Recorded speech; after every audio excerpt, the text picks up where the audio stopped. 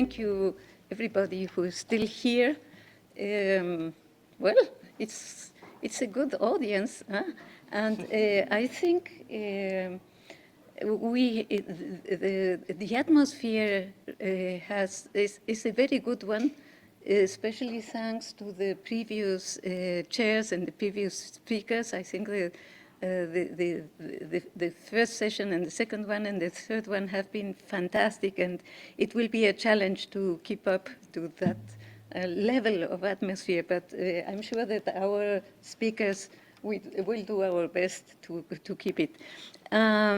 So the title of this last session of the day before the closing remarks is Elements for Science Diplomacy Competency Framework.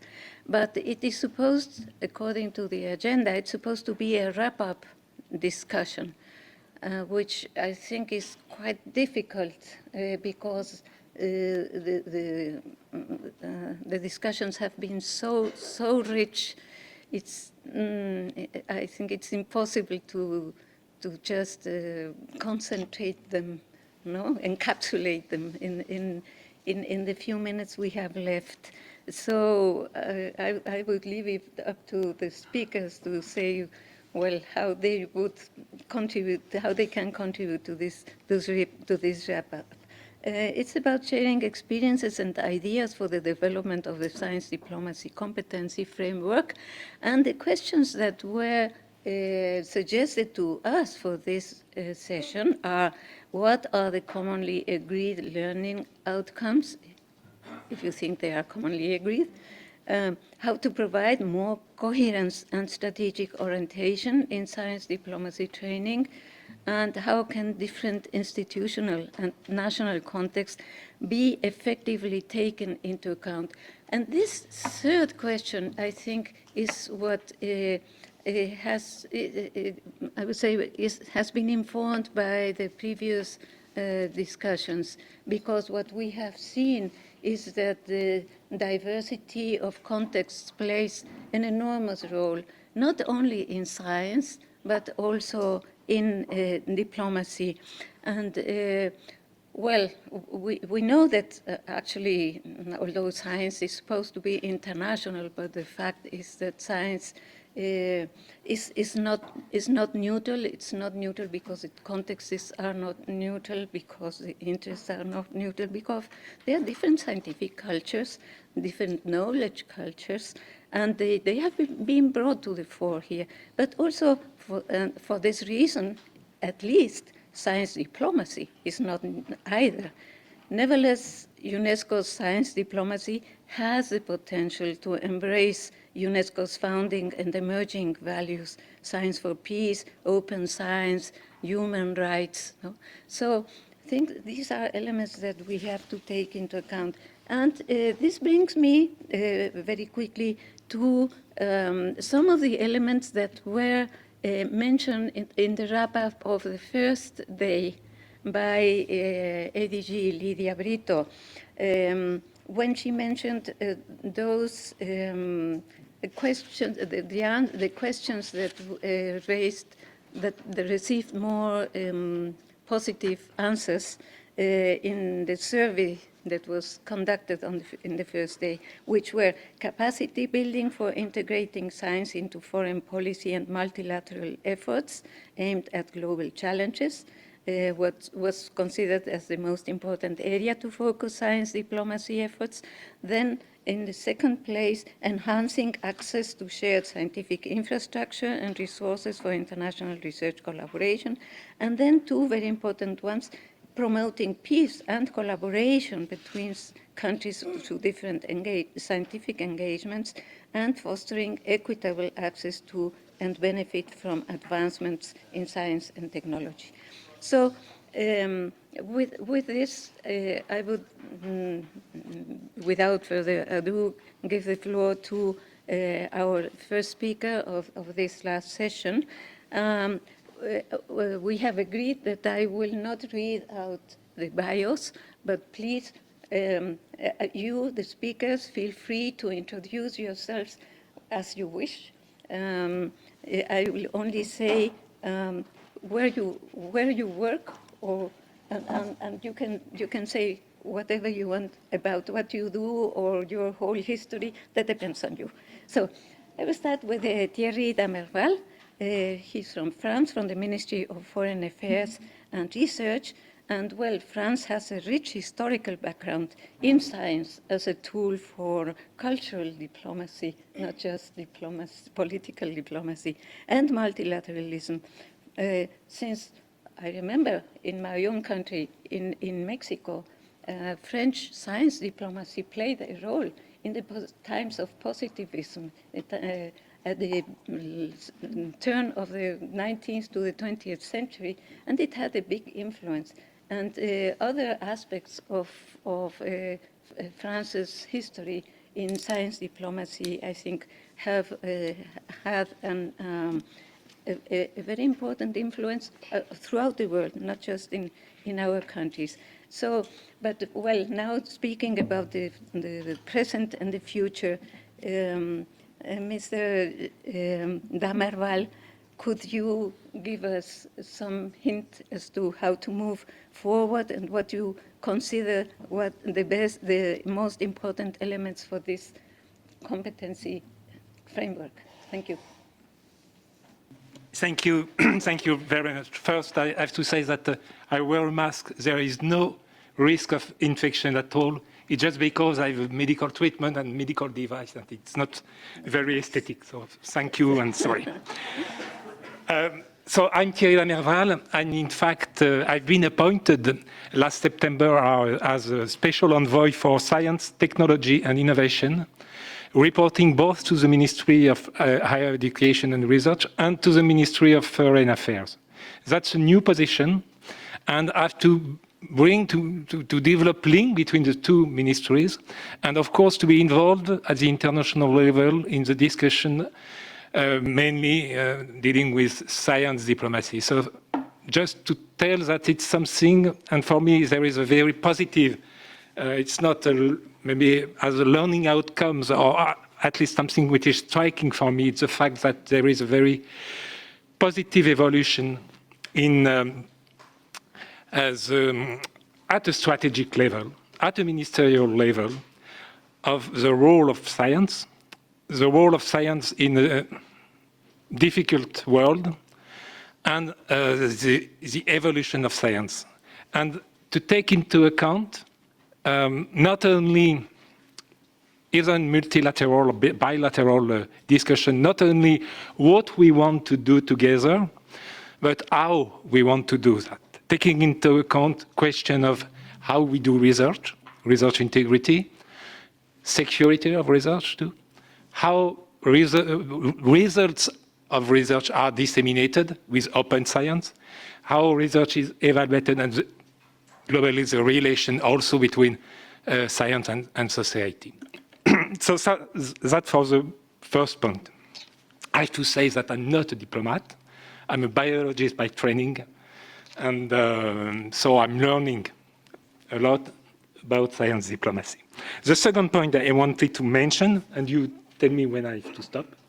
The second point is the fact that what is strategic, I think, today.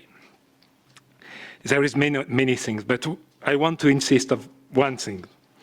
It's the question of the value of research, the research culture. The scientific approach is part, of course, of a non-normative corpus of principles and values that has been developed over the last century. You know them very well, of course. It's academic freedom, universality of method and criteria, integrity and disinterestedness, and the notion of common good, and the concept of what Robert Merton called organized skepticism, accepting criticism, and the principle of peer review.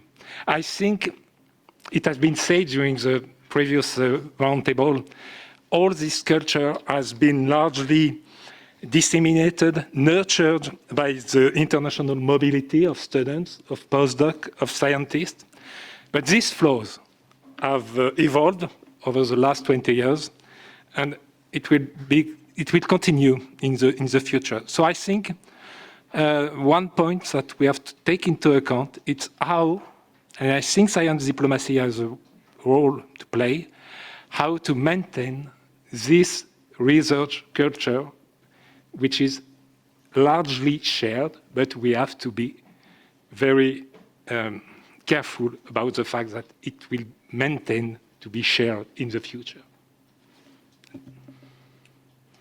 to maintain the research culture in the future? Yeah. Why is it a matter of concern? Because if we can talk about science diplomacy, it's because we understand each other. It's because we share the same language, the same culture about the role of science, about the way of doing science, about the place of science in society. And this common culture, if we want to maintain a capacity of dialogue, and it is essential, we have to maintain this common culture. But you see that it is in jeopardy? No, I don't know. I don't know, but again, I think the mobility of postdocs, the mobility of researchers has played a major role to nurture, to disseminate this culture. And it will change.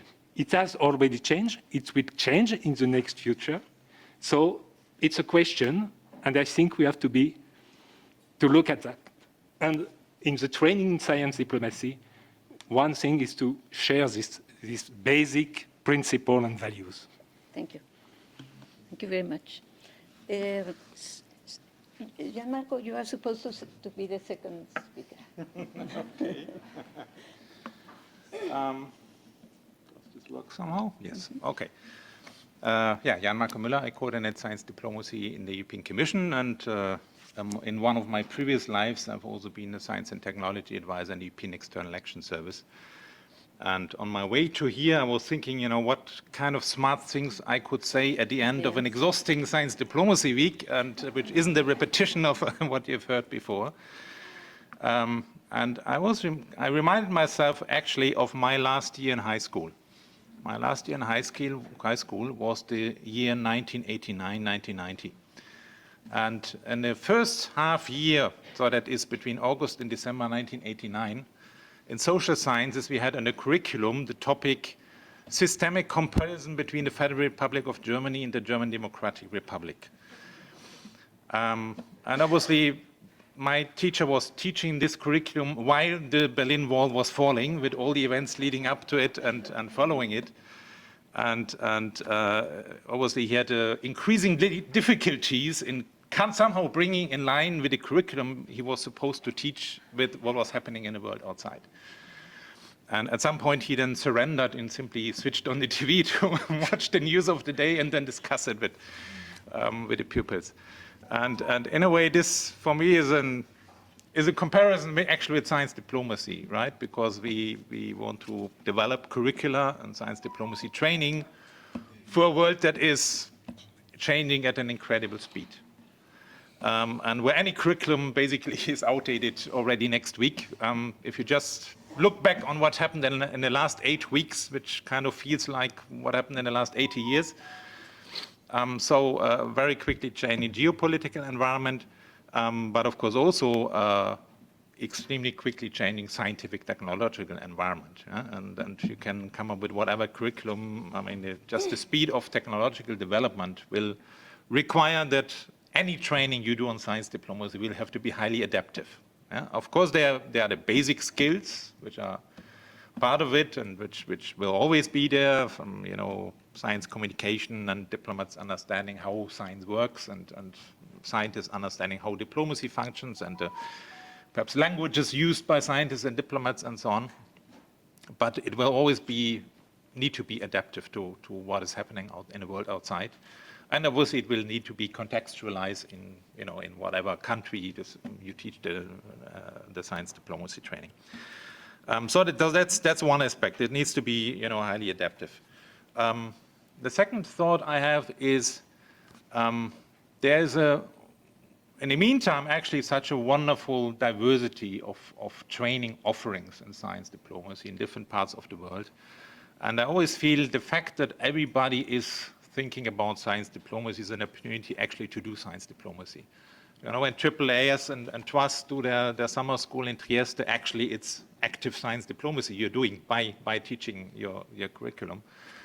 Or when a scientist goes on a fellowship to an embassy, actually this person is doing science diplomacy during that fellowship. So I think it's an opportunity we should use, especially also when we think about North-South relations.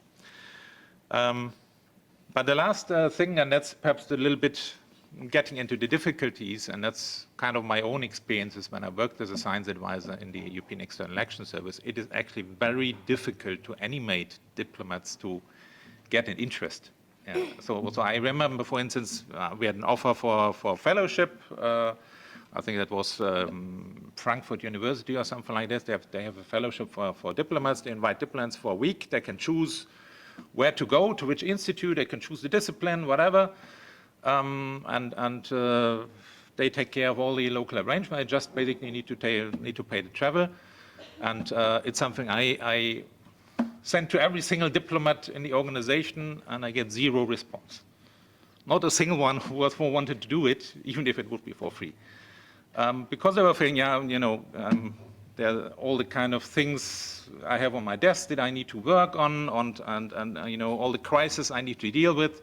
So carving out these spaces actually for the science diplomacy training is difficult, and I think part of it is, and that's part of the groundwork actually we need to do is to create this background ambiente in the diplomatic service for the science and technological questions. And it's related, of course, to the way you communicate these issues to diplomatic services. It's an issue of having champions in the house who actually, you know, promote science issues. It's, of course, a training offer. So it's a kind of mix of things that need to come together to have an effective training, starting, of course, with having it as part of the curriculum of diplomatic academies, but then also, of course, the lifelong training of diplomats when they, of course, need to be trained on all the recent technological developments. Thanks. May I raise a question? Because you said at the beginning, you said the training needs to be highly adaptive. So what do you suggest to make it adaptive? What would be the elements necessary to make such a training highly adaptive? I think the key issue, you need to fetch the diplomats where they are, on the subjects they are dealing with in their daily life, so that you can actually show them, look, this is really directly relevant for you, for what you do. And yes, there is, of course, these ground skills, the fundamental skills you need to have and you need to train. But then, you know, look at basically what is happening in the world. Could even what happened last week. I mean, basically you need to invent the training on something which perhaps happened in the last days, which is on the mind of the scientists or of the diplomats, and that they then really kind of can directly relate it to their work. And that means that any science diplomacy training will have this element which you cannot predict in a way, where you can have, of course, examples from the past where in similar situations specific approaches were taken, but you really need to have this kind of part of the training which really adapts to what is happening in the world. But you also need to have the trainees prepared to surprises, to things that can happen without any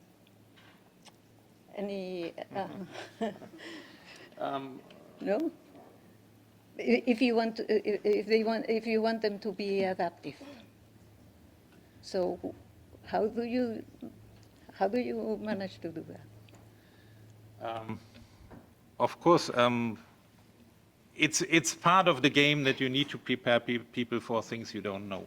Yes. Especially if you think of what happened in the last 3 years, many of those things we didn't predict. Exactly. But there are, of course, tools you can teach from starting with foresight, for instance. You know, of trends which you see in technology, where of course Jester is very much involved, or on the geopolitical side. But then of course always, let's say, make the link. I mean, many issues, of course, they come perhaps as a daily surprise, so to speak. But you see them, it's related to climate change or something else, related to an underlying issues which has been developing over time. So even in geopolitics, of course, I mean, anti-science movements and so on didn't start with Mr. Trump, and many other issues. I mean, the invasion in Ukraine didn't start in 2022, but actually it has a story building up to it. So there are certain ways that you can kind of prepare people for something that could happen. And this includes, of course, to a certain extent, also the famous black swans, the meteorite impact and this sort of things, where we have, of course, some knowledge, but it will always come then as a surprise on the day, so to speak. Thank you. Thank you. So next is Marcela. Marcela, if you wish to introduce yourself. Marcela works at the Inter-American Institute for Global Change Research, IAI. Please, Marcela. Muchas gracias, Ana Maria. Thank you very much. Delighted to be here. Thank you very much to the Alliance for the kind invitation in UNESCO. It's wonderful to see old friends and to make new friends here in discussing science diplomacy. Maybe I'll start the introduction of my organization, the Inter-American Institute for Global Change Research, IAI, with a storytelling so that you can understand what we do is science diplomacy. We are an instrument of science diplomacy, and we were established to do science diplomacy for our 19 member countries.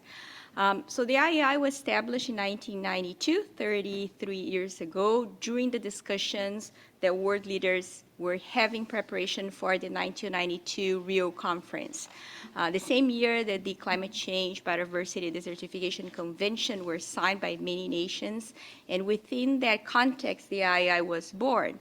Our mission, it was a treaty-based organization, so we are an intergovernmental organization established by 19 governments from the Americas, the American continent, and our mission is to foster, encourage, coordinate, fund scientific research on global environmental change that are common priorities for the member countries. We work in direct consultation with the scientific community and with the governments that are part of the IAI Conference of the Parties. So as you can see, we were established by 19 governments.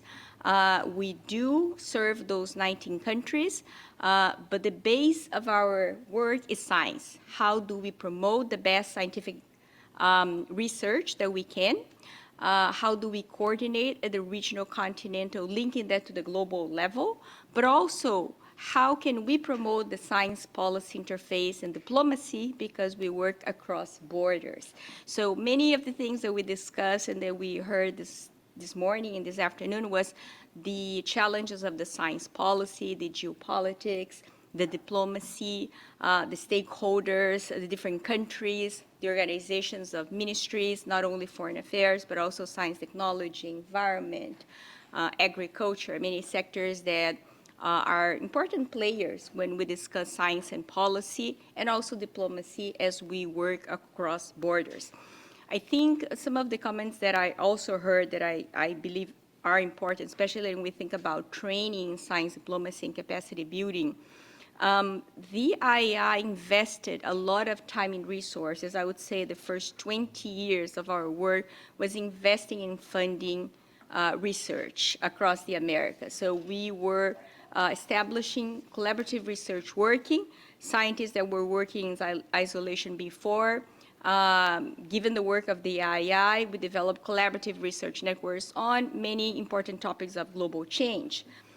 In the beginning, many of the networks were led by North American scientists, but given the investment that the IAI made in supporting PhD, postdoc students, a lot of the research networks are led by Latin American scientists. So the important role of capacity building. A lot of scientific papers, PhD, who are today senior scientists, are leading the research on global change in many countries in Latin America and the Caribbean. So I think it's a good impact that the IAI work has had over the last 33 years. Many of our researchers are now leading. They are chairs, co-chairs, authors of panels like IPCC and EBS. So that is a good reward for us to see that investment is paying off. Having said that, we do realize we have a big challenge still ahead of us. It's not only the IAI's challenge, we see it across the globe, is the science policy interface. We have excellent science, but it's not reaching out to those that are making decisions at both the public and the private sector. So what are the mechanisms that we can support the uptake of scientific evidence to support policy and decision making?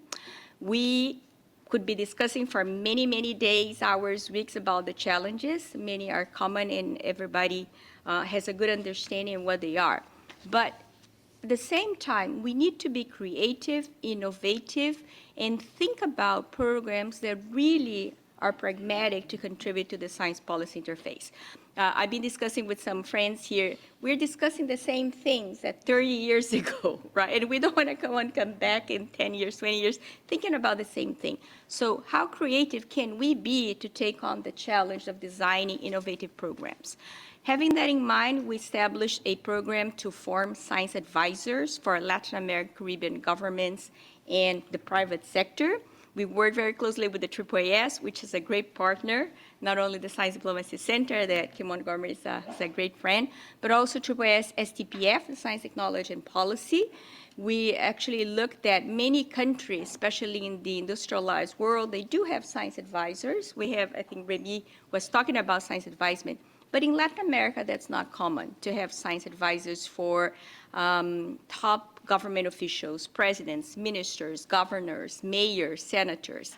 So the IAI in 2019, 2020, right before the pandemic, we launched what we call the STEP program, the Science, Technology, and Policy Fellows Program, placing early to mid-career scientists in government offices at the federal, state, and local governments, but also at the private sector, all branches of government.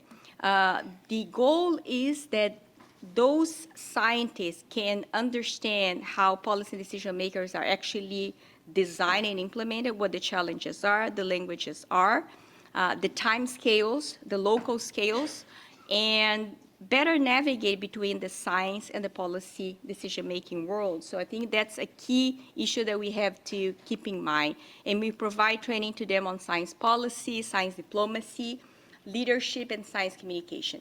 The other program that we launched that was about 2 years ago is the establishment officially of a science diplomacy center. As we see science diplomacy becoming more and more important, not only in the Americas, but worldwide. So I see my colleagues in Europe discussing about science diplomacy, as well as other regions of the world. And I think the 3 priorities that we identified together with our advisory board, so we have 12 experts who are members of our advisory board. I have 2 of them here, which are Kim and Marga, among other leading ambassadors, former ministers, who have been thinking about science policy and diplomacy for many years and actually acting upon them. So capacity building, similar to what came out of the survey, was the #1 priority. Nevertheless, for us, capacity building in science diplomacy is targeting government officials. It's not scientists participate, but the primary audience is government officials from all the IAI member countries. The second is a knowledge hub to share information, policy briefs, science diplomacy opportunities, and so on. And the third are emerging issues, evolving issues, as was also discussed. What are the new technology trends? What is coming up in terms of the science advancements, but also governance? I think the important thing is also how can we serve as neutral brokers, conveners, without hidden agendas, that we can invite leading scientists to discuss and present advances in artificial intelligence, solar radiation modification, quantum, blockchain. At the same time that we invite government officials that are discussing regulation, governance, how countries are moving towards zero regulation or a lot of regulations, and what are the best practice, what should be at the table. So I think that's the role that the II has been playing as well. And the final comment that I wanted to make in the beginning is we made a call 2 years ago. It was an open call to develop a new curriculum on science diplomacy. And the University of São Paulo won that call. We have been working with them. We have now, the curriculum is officially going to be launched in April, May. And we have many countries from the region already asking us for that training, which we're going to be doing that in Paraguay, Brazil. We have done that in Panama. We tried that in Washington, D.C. a few months ago. So that curriculum is open source, is available at the III virtual campus, is available in 3 languages. I think the language is also important that people are able to understand. It's in English, Spanish, and Portuguese. There will be a certification by the University of São Paulo. But it's important to mention, and why what Jan Marco was mentioning, the adaptability, and that is not outdated fast. What we thought was it has to be based on real world cases. You know, how do we move from the theory to the real world, the pragmatism, because policymakers are pragmatic. They need to solve problems that they have to address today or yesterday. So the curriculum has 4 modules, but one of the most important is almost 20 real-world case studies addressing transboundary, regional, sub-regional issues, from mining in Latin America to hydroelectric power plant to oceans, climate change, biodiversity, the Amazon. So we can relate, you know, when scientists take the lead, when diplomats take the lead, or other stakeholders take the lead, when they were successful in science diplomacy approaches, when they fail badly, and why did they fail? So we hope to be able to train a large range of professionals with this brand new science curriculum, and is available to the community. Thank you. Thank you. Just very, very quickly, you mentioned that you place PhDs in young people in government offices. I remember in Mexico we had this not good experience. The government offices were not interested at all in having this. They said, why? They interfere with our work. So do you have this experience, and what, if you can say quickly about that? Yeah, thank you. Yes, actually the program has been successful to the degree there's a lot of demand. That's why I say we have to be creative and innovative, because there's a lot of demand for STEP fellows throughout the continent. We started the first pilot in Argentina with the private sector, and the second one was Mexico City, the one that you're referring to, Ana Maria. And now we have had almost 100 fellows placed in 15 countries, going from legislative, Congress, to ministries of science, technology, industry, commerce, at the state, municipal, and federal level. And there's a growing demand. I think the role is that they learn how policy decision-makings are developed, but also they raise the awareness and the value of science with policy decision-makers. They are addressing real-world problems that science can help solve and address. But there are different experiences. I think how you design the program, that it's useful. You need a work plan, you need mentors, and you need the engagement of the host institutions, which are the policy institutions. I think those are the key elements. Thank you. So I don't think you need any introduction, because you already took part, but maybe not from this audience, not everybody knows you. Then it's from the South African Department of Science and Innovation, but if you want to say something else, introduce yourself. Thank you very much, Chair, and thank you for the organizers for inviting me. So indeed, I come from the South African government. I work for a department or a ministry responsible for science, technology, and innovation, and I'm a member of the department's executive, specifically responsible for a program we call International Cooperation and Resources. You could also call it science diplomacy. What I do then is I head a team of more than 50 people, and I'm not saying this because of any vanity or boasting, but just to indicate to you that how important science diplomacy is a priority for the South African government. So this is a group of people whose full-time job is to do what we've discussed today about. So when I look at developing a competency framework, Chair, I look at it both through the eyes as an employer, because we employ science diplomats, but also we train science diplomats. So, for example, my department is responsible for the science diplomacy training component of all South African diplomats in our foreign ministry. So there's a module as part of the training all South African diplomats do, focus on science diplomacy. And it's not only the junior diplomats, it's the senior diplomats. So we get to spend half a day with all South African ambassadors before they go abroad as a group, and then we also have individual sessions with them where we engage with them on the country-specific aspects of science diplomacy related to where they will be accredited to. So there are 3 points on the competency framework I would make. First of all, that it has to always be sensitive and to role-specific. Secondly, that as science diplomacy is an evolving concept, I think the competency framework is also going to always be evolving, and others spoke about that. And then lastly, just to emphasize why I think all of this actually matters. So when I say we spoke earlier today about who's a science diplomat. I think it's an unnecessary discussion. Anyone who wants to be can be a science diplomat, and there are many different types of science diplomats, and it's not for us to define who cannot or who's not a science diplomat. But there will be very specific aspects of science diplomacy training which will be specific to the roles different people will play. So it is part of the science diplomacy training we do, which we will never be able to speak to you about, and in which you will not be allowed because they are sensitive. They are reserved for South African government officials who have security clearances. That aligns to what we spoke about earlier today about science diplomacy and strategic national interest. Now, of course, there are other science diplomats in the science community and others which do not have that those constraints. But I think it's very important to the role specific for any competency framework. I'm not going to repeat about what everyone said about sort of the general competencies, which I think we all agree on. Secondly, as with evolving, so we've sort of skirted today talking about technology diplomacy. I mean, we sometimes speak about innovation diplomacy, knowledge diplomacy, involvement of the private sector. So I will focus to you on some of the key aspects we're currently looking at for people we want to employ, the competencies we're looking for. And that's broadly, I will say, that interface between science diplomacy and economic diplomacy, specifically the interface of science collaboration, and the global trade agenda. It's late in the afternoon, so perhaps I should be provocative, but I will not be that provocative to give you real life.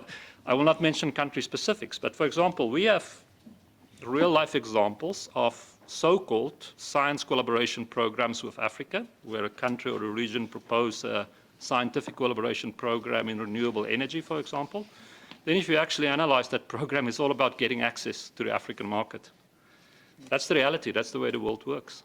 So we need people who understand that we can respond to those type of initiatives, still collaborate scientifically, but safeguard our own national or continental interests. Science is increasingly also being used to create tariff barriers, non-tariff trade barriers. Its R&D collaboration is often also used to access new markets, develop new markets. And I'm not saying this as someone pretending that we don't do it either.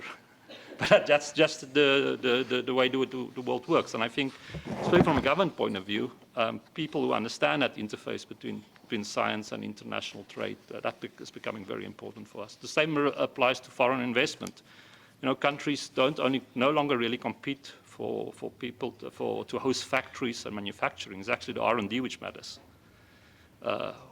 There's a real contest for where do multinational companies locate their R&D, and that has a knock-on effect on the science system, and of course it leads to a direct strengthening of the science system. So that interface is important, and so is the global competition for talent. Now, sure, no one in this room will disagree that international mobility, science knows no borders, we all agree with that. That's extremely important, but coming from a region and a part of the world where we have to protect and retain our own talent, we also need to understand that competition for global talent. So I think throughout ages, countries have offered scholarships also to attract talent. We know that's the way the world works. But we increasingly see, and apologies if I'm sounding cynical, it's not my intention to be cynical. I'll come back to cynicism. But country X offers to us, we will take 10 of your startups to a pitching competition. We all know it's actually just to look for talent, to encourage those startups to relocate. And you could also argue, why wouldn't they do that? Because then they were paying the taxes there and create employment there. But those are part of the realities where the international interface between the broader world of science and the international economic context is really becoming a reality. I mean, we've spoken about rule setting for AI, blockchain, etc. Those are all real interests which requires a science response. So when you speak about a competency framework, definitely for governments, we are looking for people who can help us and understand those dynamics. But really all this matters. Now, you said, Marcela, we've been speaking about some of these things for 30 years, which you're right. No, I actually said this morning, right, when we started, to the colleague next to me, said, I should not be here. Because there's one thing I've promised myself, I never want to become that cynical old guy who says, yeah, we've done this, we've seen this, and nothing changes. Now, I cannot do anything about age. I've become old. But hopefully, I will not become that cynical. Because it's true. Yeah, we've been speaking about these things for a long time. And I think you said earlier, colleague from Quebec, I mean, a lot of this is not new. I mean, throughout history, we have to stand in history. So I don't like talking about myself, but let me give you a small anecdote for the point I'm making. So in 2001, I was then with our foreign ministry. So I wrote an article for the in-house magazine on the next generation of diplomacy, which was on the role of science in diplomacy. And I was very proud of myself, and it got published there. And then they'd chosen to illustrate my article. They didn't have a picture. They put a drawing of a wizard in a hat, sort of stirring in a pot, which was indicative of the perception of science at those days. I think today it certainly won't happen. It won't happen in my foreign ministry when people understand these issues. And I think what I really take as a great encouragement from this meeting, not only today, but the past 2 days, is, and Marga and I have spoken about this, how this community has grown, how it's become diversified. So even if some of the issues are still the same, they're also different, and they're richer. And I think in this time, I do think this audience could be more diverse. I mean, there are parts of the world, including from our own continent, which is not represented here in the numbers they should be. But I think this competency framework, broadly speaking, for me, that's an investment, a long-term investment in a future generation of world leaders, whether they're in politics, in diplomacy, in science, in civil society, which look through the world with eyes of understanding why solidarity is important, of understanding why multilateralism is important. And those are the values of science, because that's how science has always progressed. So I think gatherings, and let me not be too emotional now, not cynical about this, and that for me specifically, and I mean, yeah, today are difficult times, but we've had difficult times throughout history as well. Yes. But events and gatherings such as this and discussions such as this, I think really for our collective humanity is very important. Mm-hmm. Thanks. Thank you, Dan. I'm curious to know, what do you think would be the image they would use today for your article? It would probably, and that's a big battle we face when we speak science, it would probably be something digital, probably a robot or something like that, or perhaps some chip. And of course, it's another discussion. As even more critical part of, well, not even more, but I mean, and we spoke about it, I think, on Tuesday. I mean, the social sciences and humanities, yes. Which is actually fundamental to so many of the issues we talk about now. But yeah, I mean, everyone in my foreign ministry, I mean, everyone is on the AI bandwagon. That's what excites everyone. I want to talk about it. Thank you very much. So there were the questions that were raised by the Secretariat, were suggested by the Secretariat. I don't know if we have really responded to them because, well, the first one was, what are the commonly agreed learning outcomes? No. The second, how to provide more coherence and strategic orientation in science diplomacy training. And the third one, how can different institutional and national contexts be effectively taken into account. And we have heard so much, so very, very clear presentations and interventions about the variety, the diversity of context. And you're right, Dan. We don't have here the whole world represented, no? And that will be a question for the Secretariat. But we come back to that afterwards. Before I give you the microphone again, I would like to remind you of what the UNESCO is expecting from us, because this is supposed to be the wrap-up session.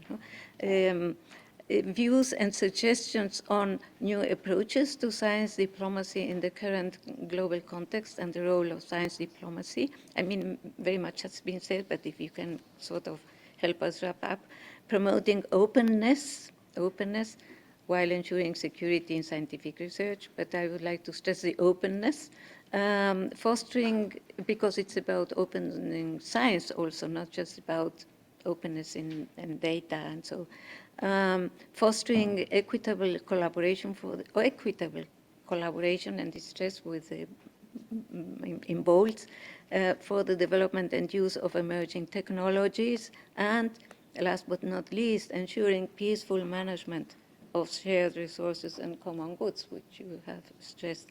And if you can make an effort to respond to these, and also tell us from your perspective, what are the main challenges you see, if you would like to still tell us something about it, so that we can take them home and also perhaps take note of them in order to see how to address them, perhaps jointly, perhaps they need more reflection. Because something else that has been said here once and again is that research is needed in science diplomacy. No? We can't just go to be pragmatic about it. Of course, we have to be practical, but also there is need for more in-depth understanding, and that means we need research. So would you like to start the second round, Thierry? Well, it's a huge question, but I think the challenge, there is many challenges, of course, but I would focus on maybe 5 in the context of the evolving scientific world. Again, I've already told that the first challenge is to support, to affirm, to disseminate the principle and the values of science. I think a second point is to support and sometimes to protect scientific expertise. Of course, scientific expertise plays a major role in international bodies. As we see today, there is some challenge with the scientific expertise. It's not listened.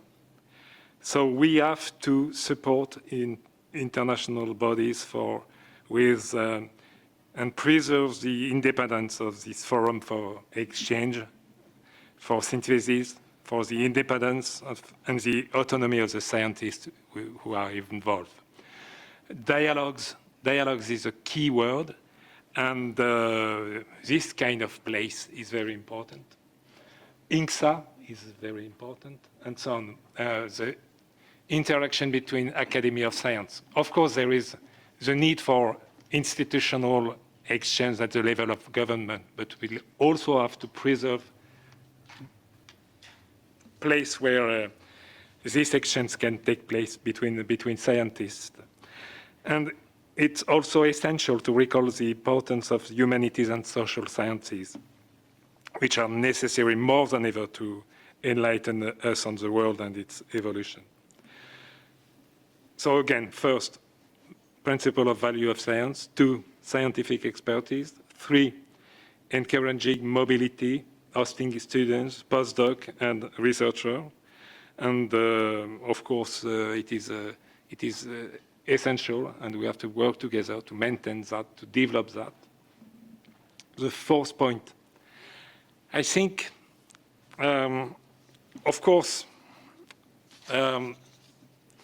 English has established itself as a language of international scientific exchange and communication. But we can think that the future will offer a greater place to multilingualism. So we have to contribute to the development of the multilingual scientific world. And because, and it's also linked to science diplomacy. When we are talking about relationship between science and society, when we are talking about trust in science, when we are talking about participatory research, when we are talking about science advice for policy makers, of course, language has a crucial place. And of course, now with improvement in machine translation and so on, we have new opportunities. I want to take as example the call of the Belmont Forum, which has been launched in English, of course, but also in French, in Spanish, in Portuguese, with the possibility for PI to make the project in one of this language. I will take the example also of the ongoing program from the European Schistera, which is called Science in Our Own Language, to develop possibility for scientists to publish in their own language. So I think it's something we have to take into account, and it's part of scientific diplomacy. And the last point is to strengthen, of course, the mobilization of research on global changes. But with something we have to take into account, it's the fact that, of course, we are involved in a multilateral partnership like Belmont Forum and others. But more and more, we'll also have to develop local, regional partnership in order to really answer to locals and specificities. And that has to be built with the local population to be in a co-construction principle. And that's something which is very important. Again, it's part of science diplomacy, but at the local. I will take an example of a program. Before I was head of the ANR, which is the French research funding agency. We have launched a program with NRF in South Africa and Tanzania and others on the protected marine area and biodiversity in protected marine area. That's an example of local partnership responding to local needs. Thank you. Thank you very much. Jerma. Yeah, well, I've been thinking a little bit about the statement. Yeah, we have been here after 30 years and are still discussing the same issues. I think we should not underestimate how science diplomacy itself has been changing in the last years.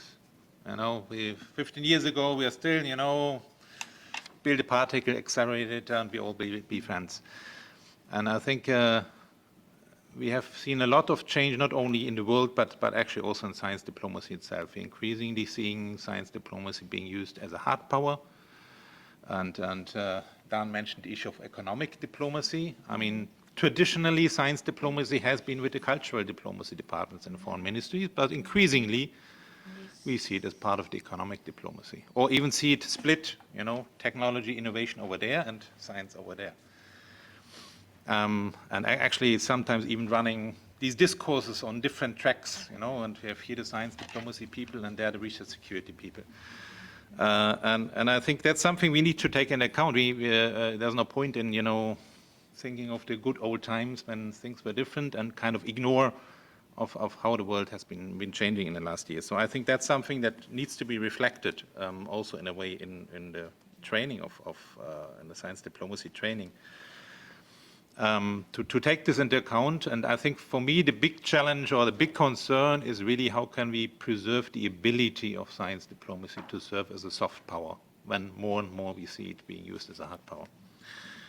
I think that's one of the big questions. And the other one is we see, I mean, this increasing focus on short-termism. You know, the short-term economic gains, you know, the tariff wars and all these issues. And tend to forget there are really big things out there when we think of global goods and commons. Climate change, I don't know whether anybody still remembers the Sustainable Development Goals.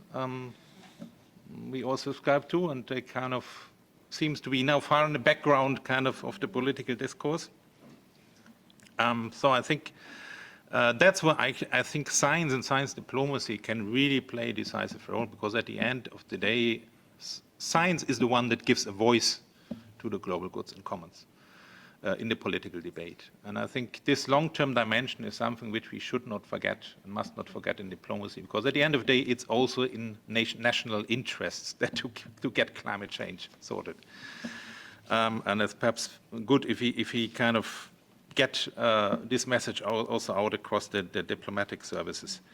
Now, what gives me a little bit of hope is when I say science diplomacy has been changing, it has also been changing for the good, because science diplomacy has become much more southern. Science diplomacy has become much more female. I mean, we've seen many developments in the science diplomacy community of becoming much more diverse in terms of gender, geographic diversity, disciplines involved, etc., including, of course, the social science and the humanities. And we have seen this community of people interested in science diplomacy growing by the day. You know, we have really on all the continents, we see now here an EU Science Diplomacy Alliance, a Science Diplomacy Capital for Africa, Diplo Scientifica, and all these networks kind of developing around the world. And that's, I think, gives me a lot of hope. And when we had this call for our report on the science diplomacy framework, within 3 weeks we had 600 applications. I think there is a huge interest out there, both in the scientific and the diplomatic communities. And I think when we bring together, I mean, we take advantage of it and bring together the coalition of the willing, to so to speak, to really make it happen and roll it out across foreign and security policies, and of course also the research and innovation policies. I think there's a lot we can win. Yeah? I mean, here in the European Union, just in the last 4 years, we have gone from 8 member states who had a science person in the foreign ministry to 20 member states that have somebody in charge of science diplomacy in the foreign ministry. So it is, and I mean, not talking here about the digital people, you know, they come on top, but really the science, technology, innovation people. So I think we have seen these developments, how science diplomacy is changing. And of course, yes, this needs to be reflected, of course, also in the training and the training offers and so on. But I think there is now really a resource you can work with globally to make actually change happen for the good. Thank you. Thank you. Thank you very much for your positive outlook. Yes, Marcela? Yes. A few comments. Yeah, there's no doubt science diplomacy has evolved, and I think there are great opportunities now. I think there are many problems. Some problems have changed. Some problems have evolved. We still have poverty in many countries. At the same time, we say within our region, we have to address emerging issues like artificial intelligence. We still have to deal with inequalities, poverty, infectious diseases. So the science is key to address those problems and solve or help address and solve some of those issues.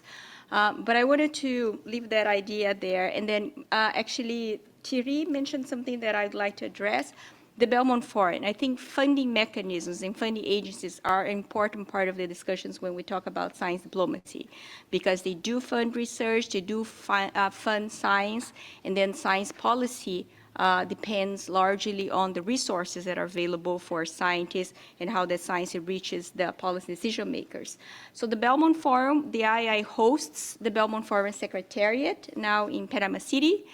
We work very close with the Belmont Forum in identifying common areas of priority from our member states in the Americas together with other members of the Belmont in Africa, Asia, and Europe. We launched together collaborative research actions that each funding agency funds its own national researchers, and the II tries to fund the Latin American sciences that are not official members of the Belmont.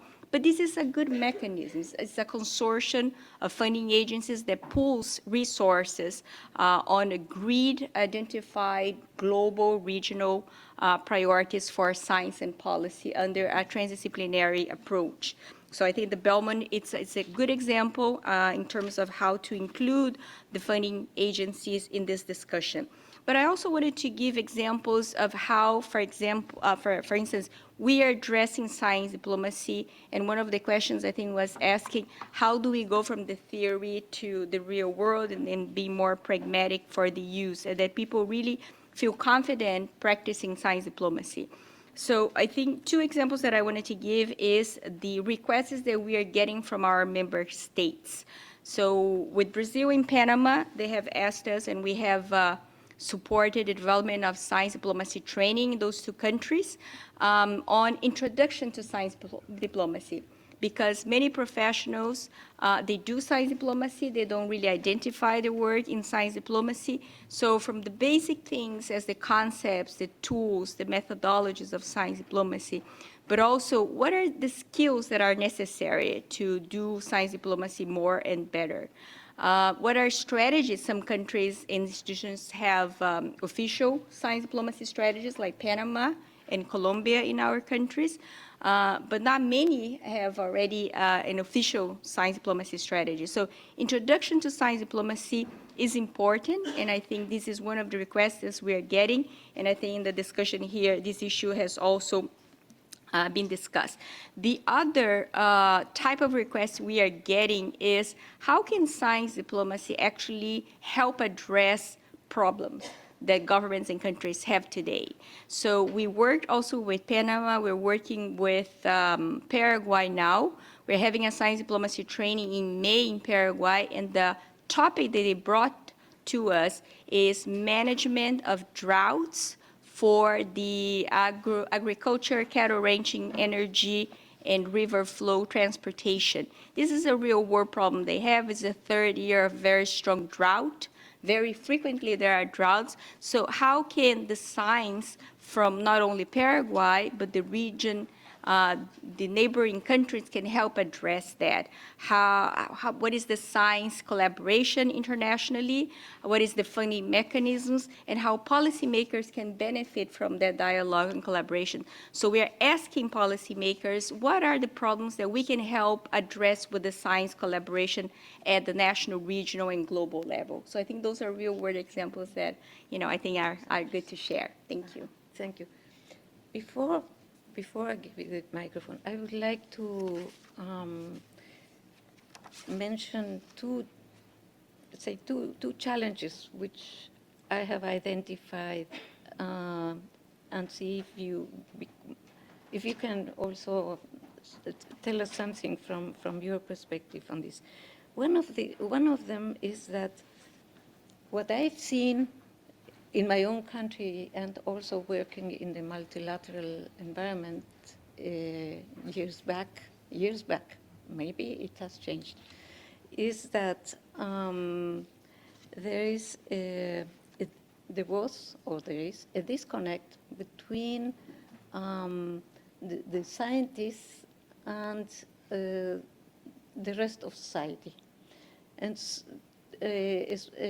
governments tended to identify their focal points, sometimes ask their academies to do so. The academies used to have, let's say, the more established scientists, which are not necessarily the ones who are more connected to the rest of society. And so what the advice the governments received then was, let's say, from a very narrow perspective, the perspective of a scientist who doesn't really have a broader look at the issues. No, just perhaps he would give a sound technical advice, but not more. No, so I wonder if you have something to say about that.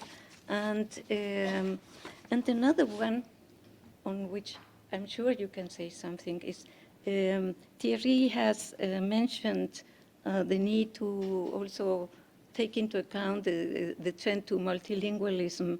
And you mentioned other languages that are, let's say, more or less common today, in this more multilingual world, like French, like Spanish, etc.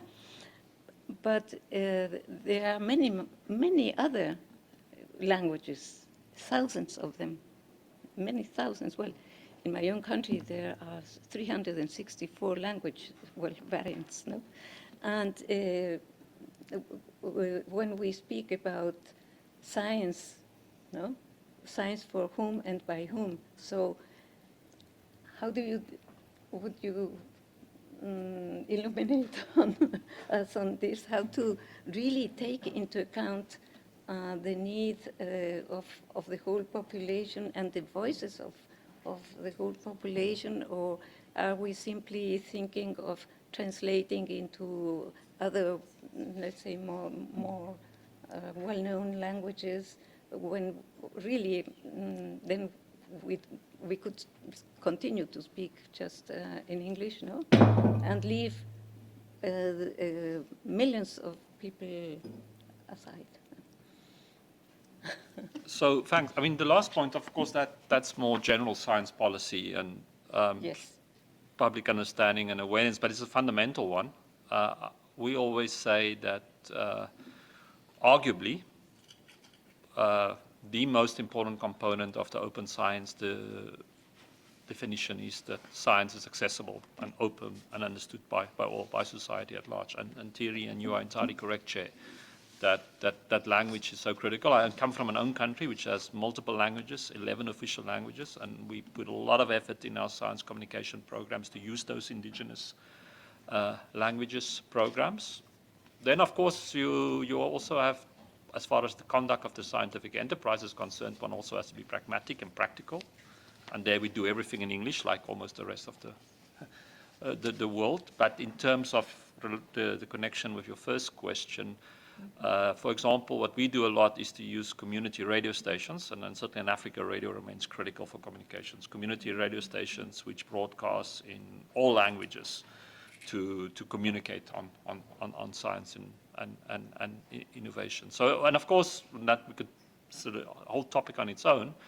But when we come to artificial intelligence, the question, of course, of language is as critical, and which languages are we using to train those models? So that's a whole debate on its own, and how Africa and others should position themselves. And I don't think we've spoken much at this forum, and we should have, on indigenous knowledge systems. It's not only a question of indigenous language; it's the whole other part of science. But for South Africa, that's an integral part of science. I mean, we don't differentiate between what some would call mainstream science and indigenous science, but clearly that is part of the global scientific resource, and something we should understand, and how that is protected and supported, because it is also, quite frankly, also a terrain of competition. And part of our science diplomacy is actually how do we protect South Africa's indigenous knowledge and ensure that the actual holders of the knowledge are the ones who benefit from the exploitation of those knowledge rights. So those are all important. Very briefly on your challenges and opportunities, I would say that big challenge for us all in this world, it's a challenge for diplomacy, a diplomacy for science, is just a persistent inequality which endures.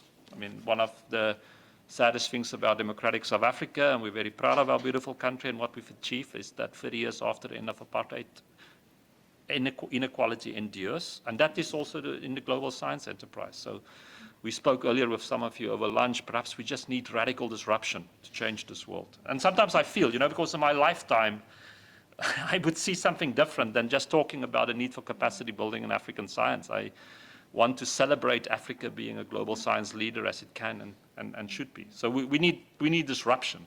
That is the challenge of these patterns. I think secondly also, at this conference we celebrate science diplomacy, and rightfully so. But as we say, sometimes tongue in the cheek, it's easy to celebrate science. What really matters is to fund it. So the people you often have to convince are your treasuries. And what I've sadly seen over the past few years is many of our partners discontinuing science diplomacy programs, collaborative science programs, which I frankly can't understand. And some of you may even know from which countries, where you had such a wonderful instrument for science diplomacy, which is not that expensive, and then budget pressures come and those programs are stopped. And I think that's the other point in the science diplomacy discourse. We want to celebrate the positive, but I think we should also apply science, the rigor and the critical analysis of science, to actually also understand what works and doesn't work. I mean, I'm as guilty as anyone. I have celebrated COVID-19 as a huge showcase of what science diplomacy can do, why science advice for policy is important. The reality is there were also dismal failures of science diplomacy and science advice for policy in COVID-19. And we don't necessarily want to speak about that much as we should do. The last 2 points is also the way science is being done is completely changing. Perhaps it's always happened, but we should also, understood what does AI mean for just the conduct of science across all disciplines in a data intensive, in a network science. I mean, that will impact science diplomacy as well. And then the last point, the challenge is, this forum is good because we also, we're part of a family. Signed by the presidents of the European Union and South Africa last week, so it is possible to elevate to this level. But of course, such declarations are always nice declarations on what we're going to do, and they need to be implemented and practiced, and that's actually where things need to happen. And of course, it's not Jan and Marco, me personally, but I mean our collective efforts. But I think the part of that, why we achieved that, is that because our leaders appreciate why this is important. It goes back to what you said, Chair, about communication and explaining. Now, I'm old, but I have very young kids. So how do I explain science diplomacy to them? So the example I use, what they know they think I do, is that I'm building a telescope. Because those of you in the room will know something called the Square Kilometre Array, which is a global partnership to build radio telescope, which is dependent on international cooperation. It won't happen. And that was a very practical way for me to explain to them what I do, to get countries to work together, because this is big. And astronomy is our shared resource. It belongs to all of us, humanity, and the questions we want to answer. So that may not work with our presidents, but I think that communication at that political level of emphasizing the importance of why countries need to invest in science and international collaboration in science, and why any country's strategic national interest is affected by science. So I think that really has to be done. Then, of course, it's going to depend on whoever the president or the leader is. But it's about making it clear why this is important. You know, there's sometimes a debate. Who's the best science minister? Should it be a scientist or a politician? Mm-hmm. I actually believe it should be a politician, but a politician who cares about science. Yes. Because a good scientist is not necessarily going to fight in the cabinet effectively for money. But if you have a good politician who understands and knows why science is important, I mean, then you're on your way. The problem is when you finally you convince a politician, and then he changes, and the next one. Yeah. Yeah, I think that is evolving in response to the question. I think we are, as many said here, we are doing a better job in communicating the value of science and how the science can help address real-world problems, because what presidents, ministers, governors, they have are real-world problems, and how science can help address those problems. We have some very successful cases. For instance, we've been working with state government of Santa Catarina in southern Brazil. The funding agency of the state, FAPESC, just launched a science diplomacy state institution because we were able to work with them and influence the benefits of science diplomacy strategies for the state. And they see that as available, and they do fund research for the state connected at the national and international level. So they see that collaboration something positive. And I think as long as we can better communicate the science, the value, Chile is doing the same. We've been able to work with some countries, for instance, establishing what we've been calling national nodes of science diplomacy, bringing key players who all have a say in science or in diplomacy or in policy.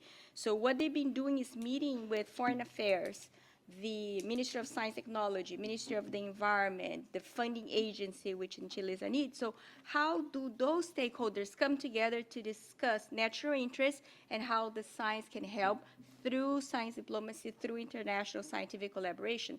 So I think there are mechanisms that you can provide incentives and then linking those national nodes with other countries at the regional nodes. So this is something that is ongoing. I think it's evolving, but there's many advances that have been happening.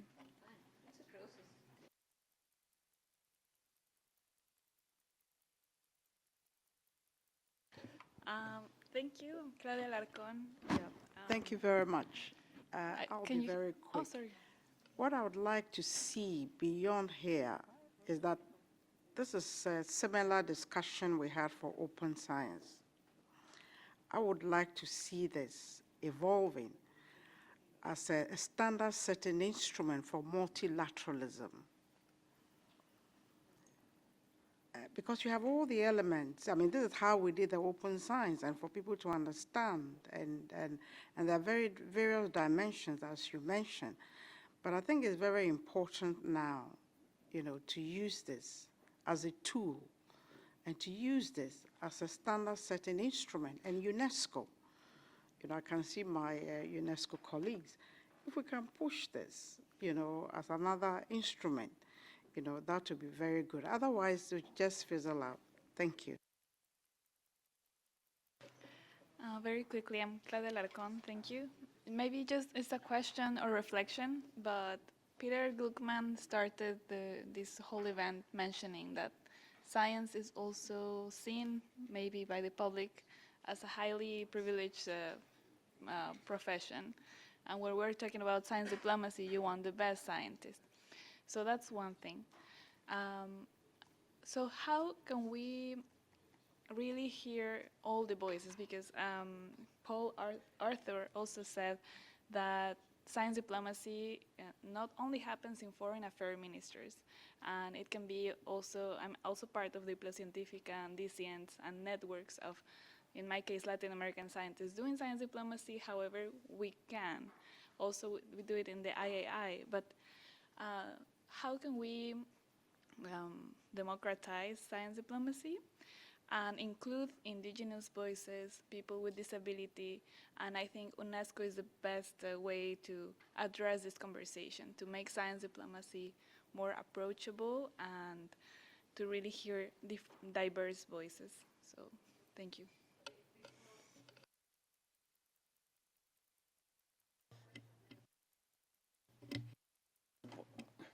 Is it working? Yes. Just two simple points. How aware is the global governance of what is happening in the civil society? Are you able to fill this gap? Because there are so many things going on, and probably there is just a discussion among experts that is not touching what association, foundation, a lot of initiatives that are doing diplomacy, going to Brussels, talking with the European Commission or with national government. This is, where is this link? We miss this link. It's deep, this gap. And the second point that was raised, talking about COVID, our experts trained, equipped for the new approaches with a new sense of mindset. One Health, for example, we have seen it was a disaster. Experts were talking about their virus and they were not discussing with environmental scientists or social scientists or urban scientists and so on and so forth. This silo, it's going on, and we're not able to break this, because I think that, and this is where training is coming. Training experts, it's too late. You should start much before. When someone is already in their work life, it can be receive awareness, but to train the new generation, you have to start at school, high school. Thank you. Do we still have time for responses? Just for quick responses, and that's all. Okay. So, who would like to respond? Maybe very quick, Yes. very quick response with one key word again. We need place for dialogues. Dialogues for open science between all the stakeholders and And again, I want to thank UNESCO for the action in open science and the Diamond Action Plan, which is very important.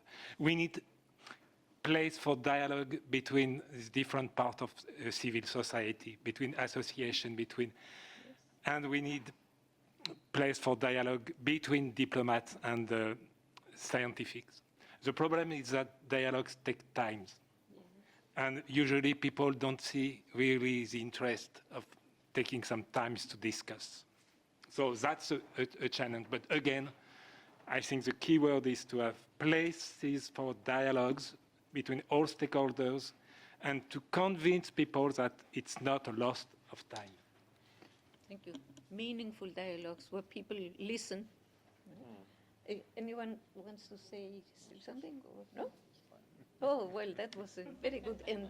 Thank you very, very much.